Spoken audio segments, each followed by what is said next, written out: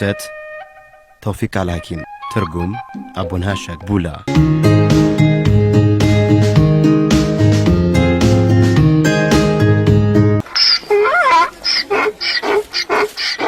እንደው ለመሆኑ ግን በአህዮችና በእኛ መካከል ያለው ልዩነት ግን ምንድን ነው? በጆሮ ሰምተህ ልዩነቱን ልታውቀው አትችልም እንዴ? ማናፋቱን ማለት ነው? አዎ ማናፋቱን። አህዮቹ እኮ ሲያናፉ መነጋገራቸው ሳይሆን ይቀራል። ሳይሆን አይቀር። አሁን እየተነጋገሩ ነው ማለት ነው? መጮኻቸውም ሊሆን ይችላል። እንደው የሚነጋገሩት ምን እንደሆነ ለማወቅ ቢቻል። የሚነጋገሩትን ለማወቅ የግድ አህያ መሆን ያስፈልጋል። ሲነጋገሩ እኮ ደግሞ ጮክ ብለው ነው። ታዲያስ ግን መደጋገም ያስፈልጋቸዋል። እንደው ግን ማንሾካሾክ የሚችሉ ይመስላል። ማንሾካሾክ ደግሞ ለምን ያስፈልጋል? አይ እንደው ይችላሉ ወይ ለማለት ያህል ነው። አይመስለኝም። አህዮች እኮ እንደኛ አይደሉም። እሱማ ልክ ነህ። እነሱ እንደውም የሰለጠኑ ፍጥረቶች ናቸው። የሰለጠኑ ስትል ምን ለማለት? ቀይ የዱር አህያ፣ የዱር ፈረስ፣ የዱር ጎሽ፣ የዱር እርግብ፣ የዱር ድመት አይተህ ታውቃለህ? ከዱር እንስሳ ውስጥ እኮ ከኛ ጋር በሰላም እየሰሩ እንደ ልባቸው እያወሩ የሚኖሩ አህዮች ናቸው ማለት ነው።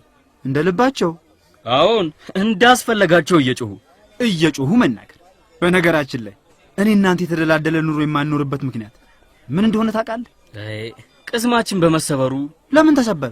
ስለኛ የሚያስብ ሰው በመጥፋቱ ነው። ተመልከት፣ እንደነዚህ አህዮች የምንሸጥበት ገበያ እንኳን ቢኖረን ይሄን የሚገዛን ሰው አናጣም። እዚህ መጥተው ምን አለ ቢገዙ? የሀገር ውስጥ ዕቃ እኮ በመሆናችን ይሆናል። የሀገር ውስጥ መሆን ደግሞ ክፋቱ ምንድን ነው? ገበያ የሚያገኘው የታወቀ የውጭ ዕቃ ነው ወዳጄ። መታወቅ ከሆነ እየዞር ለምን ራሳችንን አናስተዋውቅ? በምን አይነት መንገድ? እየጮህን። መጮህ አንችልማ። አህዮች ግን እንዴት አድርገው ነው የቻሉት? እነሱማ ቅድም እንደነገርኩ የሰለጠኑ ፍጥረቶች ስለሆኑ። ምን ነው አምላኬ፣ ወዲህ እንደሚመጣው አህያ ባድርግ። ማዶ ይታያል። አንድ አህያ ከገበያ ሲመጣ ስንቱ ብር ገዝቶት ይሆን? አይ አህያ አይመጀነን። ተመልከትልኝ እየኮራ ሲመጣ። እንዴ አንድ ሐሳብ ብልጭ አለብኝ። ምንድነው እሱ? አህያ መሆን ትፈልጋለህ? እኔ እንዴት ሆኜ? ጥያቄ አታብዛ። ትፈልጋለህ አትፈልግም? አረ እፈልጋለሁ። ግን እንዴት አህያ ለመሆን ይቻላል? ይኸውልህ ቀላል ነው። አህያ እየሳበ የሚመጣውን ሰው በንግግር ሳፈዘው፣ አንተ ደግሞ ገመዱን ከአህያው አንገት ፈተህ አንገት ላይ ታስራለህ። ይህንን ስታደርግ ታዲያ ሰውየው እንዳያይህ ጠንቀቅ ማለት አለብህ። በቃ ከዚያ በኋላማ እሱ እየሳበ ሲሄድ እኔ ደግሞ አህያውን እየሳብኩ ጠፋለሁ። ከዚያስ እኔን ወዴት ነው የሚወስደኝ? ይህ የእግዚአብሔር ፋንታ ነው። እኛ መተንበይ አንችልም። ለመሆኑ ግን ከልብ ነው የምታወራው? ምን ማለት ነው? አህያ መሆን እፈልጋለሁ አላልከኝም ነበር እንዴ? እና አንገቴን በገመድ አስሬ እሱ ሊጎትተኝ? ምን ቅር የሚያሳይ ነገር አገኘህበት? እንዲያውም ቁራሽ እንጀራ ለማግኘት ጥሩ አጋጣሚ ይሆንልናል። እሱስ እውነትህን። በረሃብ ከመሰቃየት በረንዳ ከማደርስ አይሻል አይቀርም። ግን እንዴት አድርጌ ነው አህያ መሆኔ ላሳምነው የምችለው? አይ እሱ እንኳን እንደ ቅልጥፍና ነው የሚወሰነው። እስኪ ሆና በል እንግዲህ ተደበቅ። ሰውየው ሁለታችንን በአንድ ላይ ማየት የለበትም።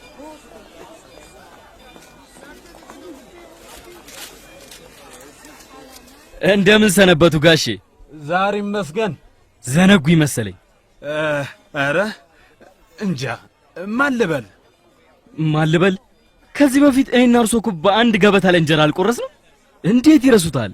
አይ ይቅርታ፣ ግር ብሎኝ ነው። ገበታ አንድ ላይ ቀርበን ነበር ነው የሚሉኝ? ምን ነው ጃል፣ በዚህ በአጭር ጊዜ ውስጥ ያን ሁሉ ጨዋታችን እንዴት ይረሱታል? የተዋለለትን ውለታ የሚረሳ ጅል ብቻ ነው። ማን ነው ጅል? አንተ ጅል የምትለው እኔን ነው? ኧረ በስመ አብ! እርሶን ጅል ያሉት ካለ መብረቅ ይውረድበት። እኔ ያልኩት ወዳጅነትን የሚረሳ ግን እርሶ ጨዋና ስልጡን ሰው በመሆኑ እንደዚህ ያልኩት ሰሞኑን አብረን ራት በልተን ስለነበር ነው። ብቻ ያኔ ጨረቃ ስላልነበረች በድንግዝግዝ ውስጥ ልብ ሳይሉን ቀርተው ይሆናል። ጨረቃ መቼ? የት? ትንሽ ይቆዩና ያስታውሱኛል። ብቻ ገመዱን ቶሎ እስኪፈታ ጊዜ ይስጡኝ። ምንድን ነው የሚፈታው? የታሰረው አፌ ነዋ። የእርሶ ሁኔታ አንደበቴን አሳስሮታል እኮ። እባክዎን አንድ ነገር ያድርጉልኝ። የምትለው ሁሉ ሊገባኝ አልቻለም የኔ ወንድም። ምንም አይደል። የተሳሰረው ሲፈታ በአንዴ ይገባዎታል። ነገሩ እኮ መፈታት ከጀመረ ቆይቷል። ብዙ ጊዜ ሆኖታል። ሰውዬ ቶሎ ፍታ እንጂ። ምንድነው እሱ የሚፈታው? ምን ግራ የሚያጋባ ነገር ነው ጃ? ይበሉ እንግዲህ ነገሩ ተፈቷል።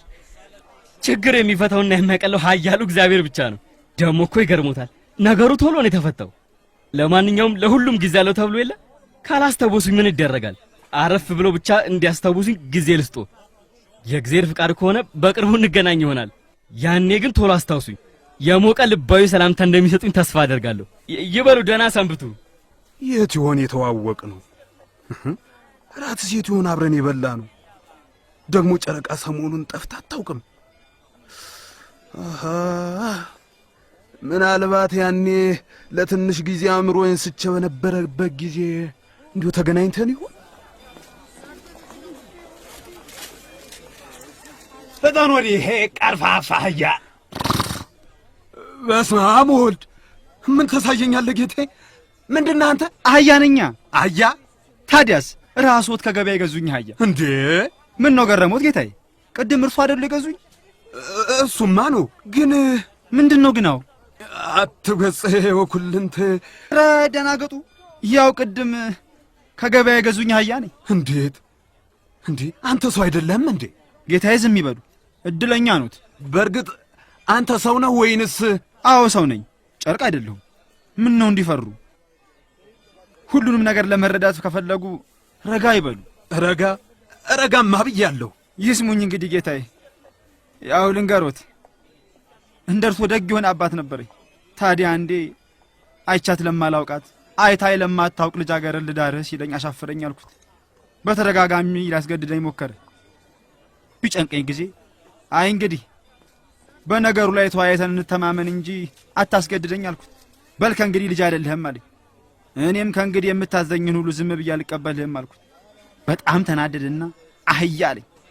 እኔ አህያ አይደለሁም አልኩት። ንዴቱ ባሰበትና አህያ ነብያለሁ፣ አህያ ያድርግህ አለኝ። ወዲያውኑ የሰማይ መስኮቶች ተከፈቱና ለእርግማኑ መልስ ሰጡ። ይኸውልዎ ከዚያን ጊዜ ጀምሮ ነው አህያ ሆንኩት እሎታለሁ። አባቴም እንደሞተ ከከብቶች መሃል አግኝተው ወደ ገበያ ወጡኝና ለእርሶ ሸጡኝ። ተአምር ነው። እናንተ ቅድም የገዛው አህያ ነህ ማለት ነው?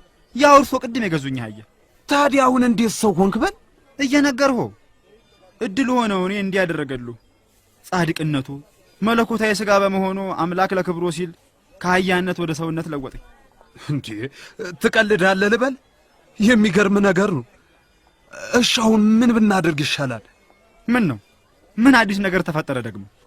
የተፈጠረው ነገርማ ያው ኧረ ለመናገርም እኮ ግራ የሚያጋባ ነገር ነው። ይገርማል። ወይኔ ገንዘቤ ቀልጦ ይቀር እንዲህ ልቅለጥ። ገንዘቡም እርሶም አልቀለጣችሁ። እንዴት? በገንዘቡ አህያ ገዝተውበታል። አህያው ደግሞ እዚህ ነው ያለው። የት? እንዴት ያለ ነገር ነው? የት ሄድኩኝ? እዚሁ አይደል ያለሁኝ? ራስህን ማለትህ ነው? አዎ እኔን። አንተ የምትለኝ እንግዲህ አንተ ንብረት ሆነኝ ነው የምሉት። አህያነቴን አይተው አረጋግጦ የገዙኝ አህያው ነኝ። የግዢ ውል ተፈርሞ ካበቃ በኋላ እኔ ወደ ሌላ ነገር ብለወጥ ስህተቱ የእርሶ ሊሆን ነው? እርሶ አንዴ አህያ ገዝተዋል። በቃ እሱማ ገዝቼ ነበረ። በቃ ታዲያ ከዚህ ሌላ ምን ፈለጉ? ይልቅስ እንዲህ አይጨነቁ። እና ያንተ ንብረት ነኝ ነው የምትለኝ? በደንቡ መሰረት አዎ የእርሶ ነኝ። ተአምር ነው። በል እስቲ ለማንኛውም ምን ሂድ።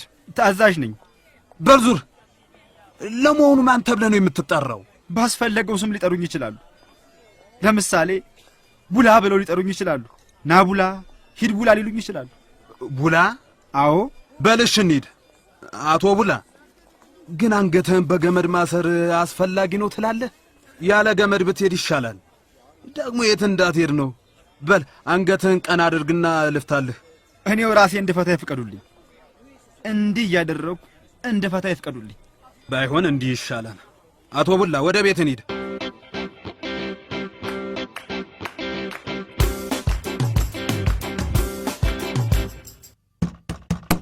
ማን ነው? እኔ ነኝ። ክፈች። ገበያ ድርሱ መመለስ ይሄን ያክል ያቆያል?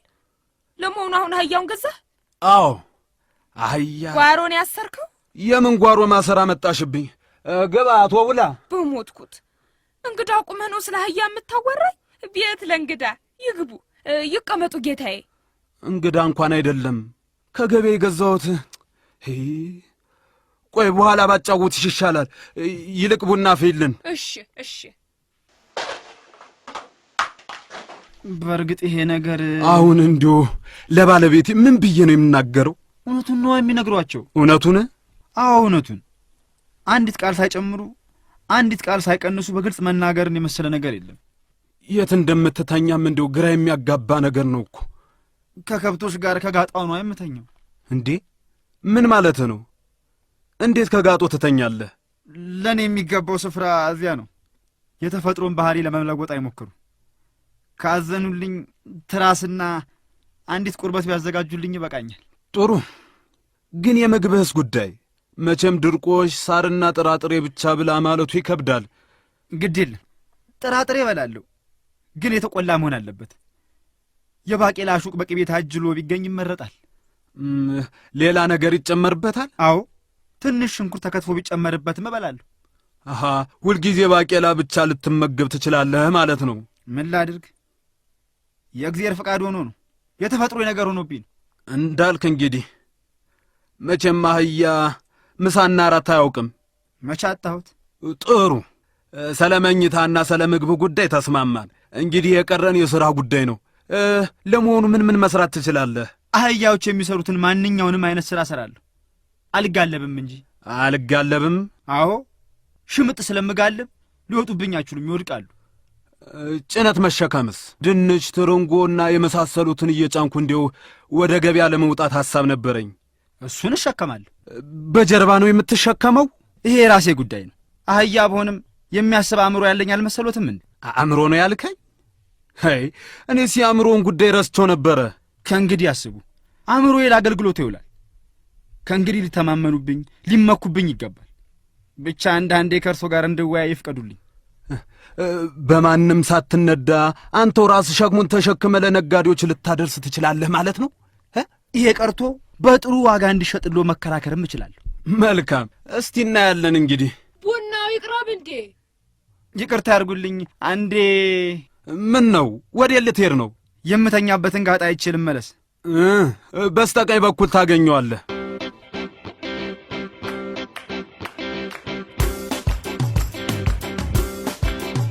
እንግዲያው ሄደ እንዴ? ሴትዮ እንግዳ አይደለም የገዛሁት እንትን ነው። የምን እንትን? ምንድን ነው እሱ? አይ እንዲሁ ብነግርሽ ምን ያደርግልሻል? የማይታመን ነገር ነው። ምኑ ነው የማይታመነው? ነገሩን ብነግርሽ ማለቴ ነው። ኦ ግድ የለም ንገረኝ። ይሄ እንግዳ የምትዩ የገዛሁት አህያ ነው። የገዛሁት አህያ? እንግዳሳ ቅድም አህያ ለመግዛት አልሄድኩም?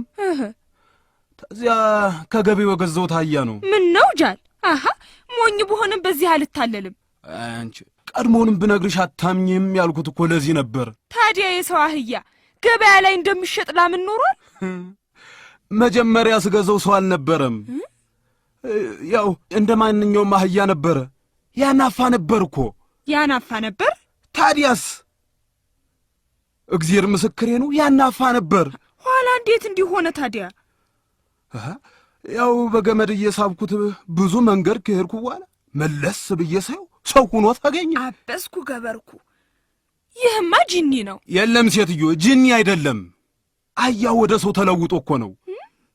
እንግዲህ ጥንት መሰረቱ ከተባረኩ ቅዱሳን ቤተሰብ አብራክ የወጣ ሰው ነበረ። ከዚያ ኋላ ነው ወደ አህያነት ተቀይሮ ገበያ ላይ የተሸጠው። እንዲሁ አምላኬ ልቤን ንጽሕና ሊያሳየኝ ይሆናል እንዲሁ አህያውን ሰው ያደረገው። አበስኩ ገበርኩ። ይኸውልሽ ነገሩ እንዲህ ነው። ቢሆንም ምን አልሽኝ? አይ ምንም አላልኩም። የለም ለመናገር የፈለግሽው ነገር አለ። ለመናገር የፈለግኩትማ እኔ የምለውማ አሁን ምን እናደርግበታለን? እንደ ማንኛውም አህያ እንገለገልበታለና። እንዲሁም አእምሮ ስላለው ይሄ ይበልጥ እንጠቀምበታለን። ቆይ ለግልቢያ የሚሆን ይመስልሃል ግን? አይ ለጊዜው እንደው ይሄ የግልቢያውን ነገር ተወት እናድርገው። ከሰው ጋር እንደምንነጋገረው ነው ከሱም ጋር የምንነጋገረው። እንግዲያስ ልታናግሪው በስሙም ልትጠሪው ትችያለሽ።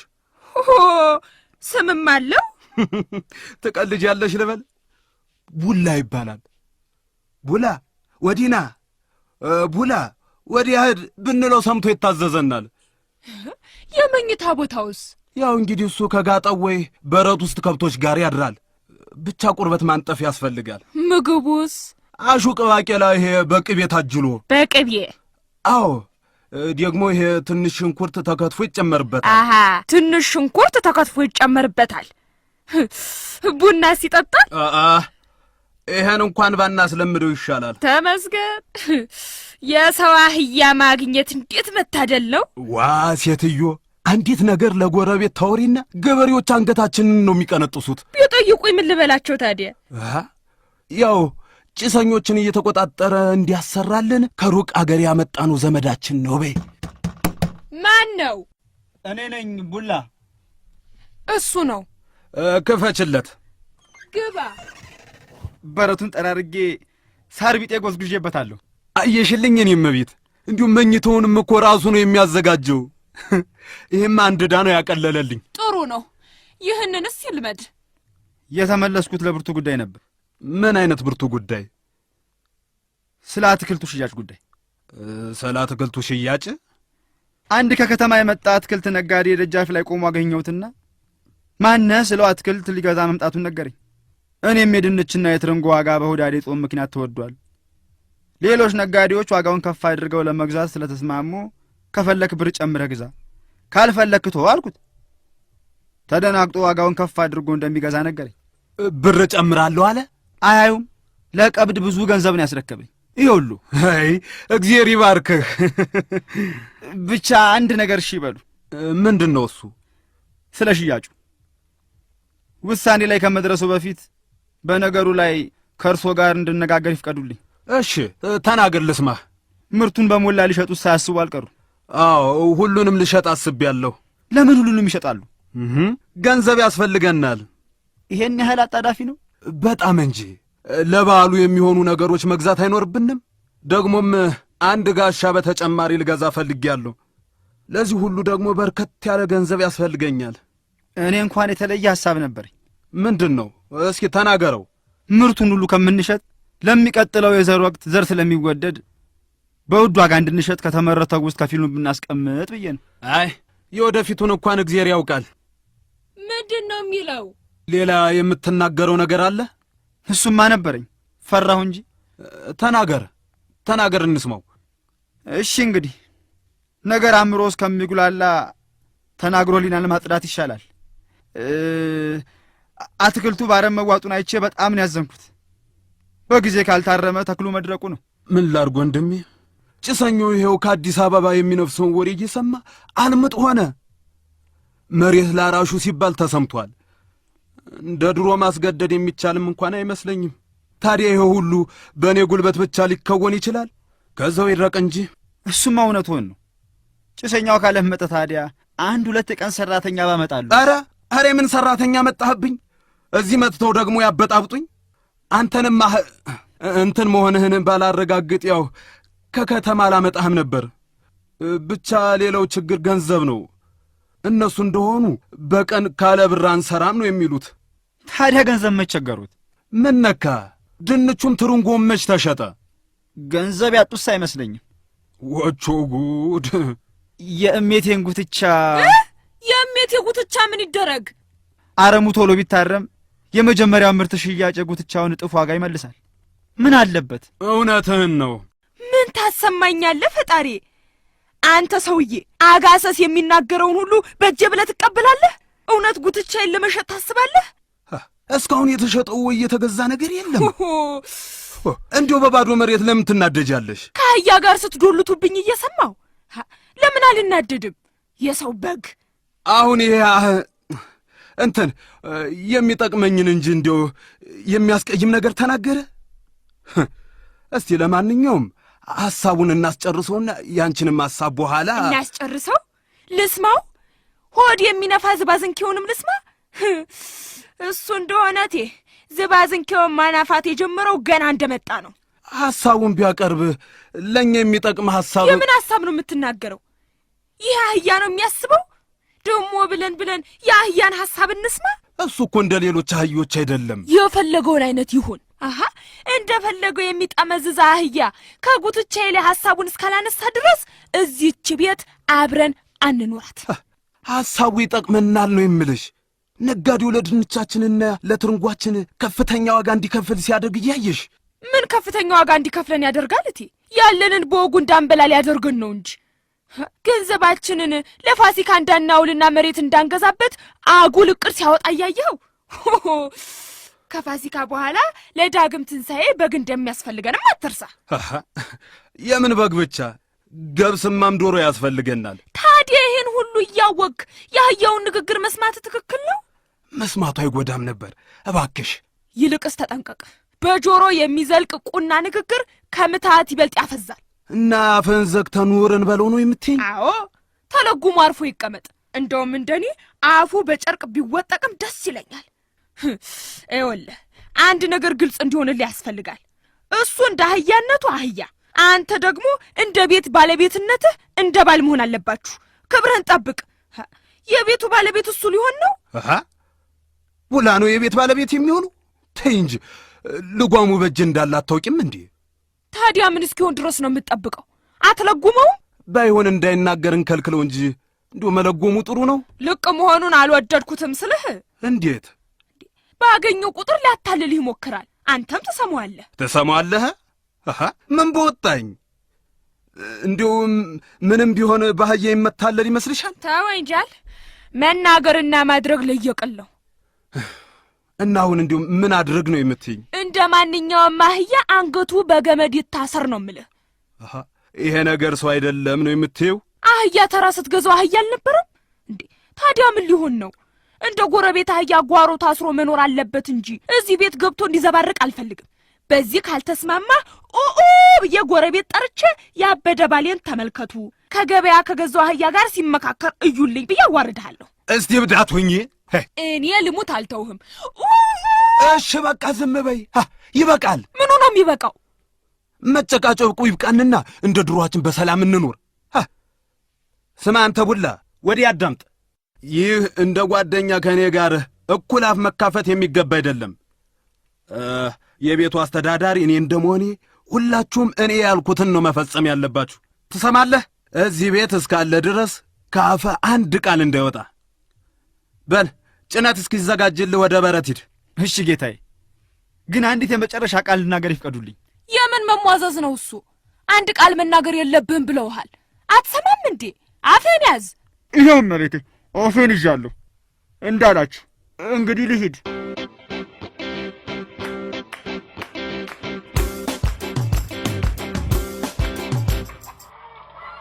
እንደምን ነው ወዳጄ? ደህና። አንተ ደህና ነህ? እዚህ መኖሬ በምን አወቅ? ያኔ ስትሄድ ከኋላ በርቀት ስከተልህ ነበር። ወዳጃችን ባለሃያው እንዴት ሆነ ባክህ?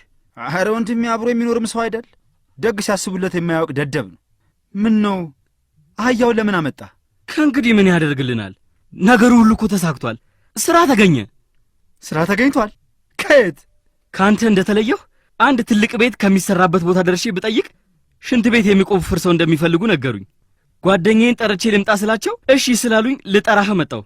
ይገርማል። ሥራ እንዲህ በቀላሉ ይገኝ? ለመሆኑ ከአህያው ጋር አይተውካል? ታዲያስ? ምናልባት አህያውን አይተው እንደ አህያው ጠንካራ ነህ ብለው ገምተው ይሆናል የፈለጉ። እኔ እንጃ፣ ምን አውቄ ይሆናል። ለእኔም ሥራ ሲሰጡኝ እንደ አህያው ይሆናል ብለው ሳይሆን እንደ አንተ ሆናለሁ ብለው ገምተው ይሆናል መሰለኝ። ብቻ አሁን ይህን ባለውለታህን አህያ እንዴት እናድርገው? ለባለቤቱ መመለስ አለብን አይደል? ምን መልሷ? ምን አለ? እኔን የጨነቀኝ ምን ብለን ለባለቤቱ እንደምናስረክበው ነው። ይኸውልህ አህያ ብለን ነው እንዴ? የአንተስ ጉዳይ። ገመዱን ባንገትህ ጠምጥመህ አህያኔ ስትል አልከረምክም? እሱም አለለካ። ደህና አህያውን ስናስረክበው የት እንደሰነበተና እንዴት ከእጁ እንደተወሰደ በጥያቄ ከሚያደርቀን ጓሮ እንሰረውና እንሹለክ። ጥሩ ሐሳብ አይመስልህም? በጣም ጥሩ። በል እንግዲህ ፍጠን።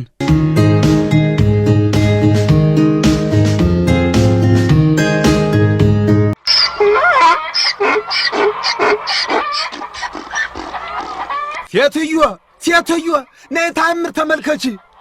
ምንድን ነው እሱ? ተመልከቺን ታምር። ምን? እንደገና አህያ ሆነ። ቡላ ልክ ከገበያ ስገዛው እንደነበረው አህያ ሆነ። ልክ ከገበያ የገዛሁት አህያ ሆነ ነው የምልሽ። ክብር ምስጋና ይግባህ አምላኬ። መቼም ቸርነት አያልቅም። ብቻ ምኑ ምን ወንክ ደግሞ? የዚህ ሁሉ ምክንያቱ እኛ ነን። ጉትቻሽ ይሸጥ ሰላለ እኛ እንዴ እኛ ምን አደረግን? መጀመሪያውን አህያ የሆነው እኮ ከአባቱ ጋር እኩል እንዳይነጋገር ስለተከለከለ ነበረ። እኛም ቅድም ከእኛ ጋር እኩል እንዳይነጋገር። ታዲያ አህያ መሆኑ ምን የጎዳው ነገር አለ? እንዲያውም መጋለብ ቻለ እንጂ ለእሱም ቢሆን ይሄ ደስታው ነው። እዚህ ላይ ልክ ነሽ። አንጎል ያለው ሰው ሆኖ በነበረበት ጊዜ በእውነትም አይጠቅምም ነበር፣ ለግልቢያም አይሆንም ነበር እኮ። ከአንጎሉ ምን አለ ወንድሜ? እኛ የምንፈልገው የሚጋልበውን ክብደታችንን ችሎ ከቦታ ቦታ የሚወስደንን ነው። ይልቅስ ወደ እውነተኛው አህያነት ስለተለወጠልን ፈጣሪያችንን እናመስግነው። እባክህን አትቀየመን ውላ። ትሩንጎዬን ባለመሸጥ መቼም ቅር ሳትሰኝ አልቀረም።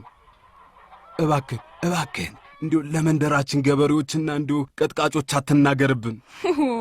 እነሱ ብዙ ናቸው፣ እኛ ደግሞ 2 ብቻ ነን።